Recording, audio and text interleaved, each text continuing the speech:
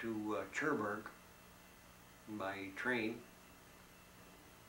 Got on board a hospital ship at Cherbourg. They carried me onto that, and at hospital I went across the channel to a place called Barnstaple in England. And I was there right across the bay across this bay from a place called Exeter, England. And there was an airfield there, of course. And all the times we had with the airfield, German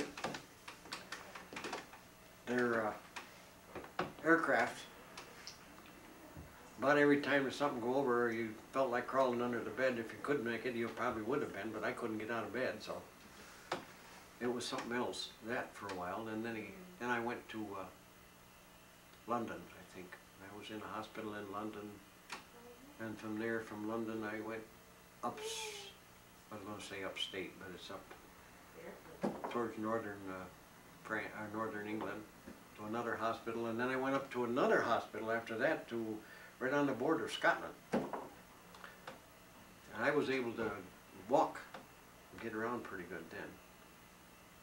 And was that it for you? Huh? Was that it for you? Were you done? No, not quite. I could get around pretty good. That's where we met these couple of old ladies. We was out, we had a pass, we went in. There was no towns up there, there was a pub up the road. And these two old ladies, they must have been well into their 70s.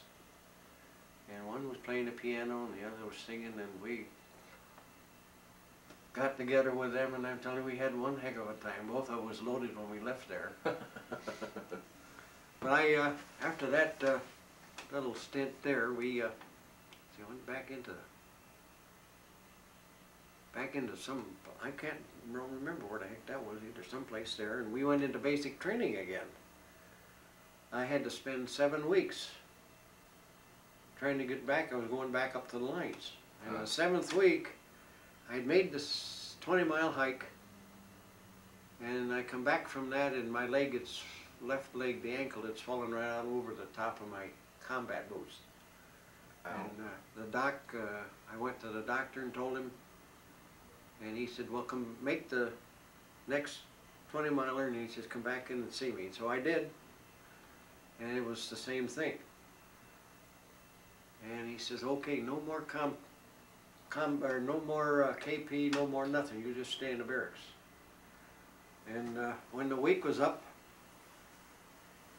that week of training, which I didn't get into, I went back to get a physical to see what was going on, and I couldn't find my records. They couldn't find them. And then the guy says, well, he said, maybe they're in ZI, or whatever that was, and he told me where to go, and I went over there and found it, and my records were there, and he says, you're going home. I'm going home. He said, you've developed a blood clot. And he says, we don't need you out here anymore. He says, you're going home. Wow.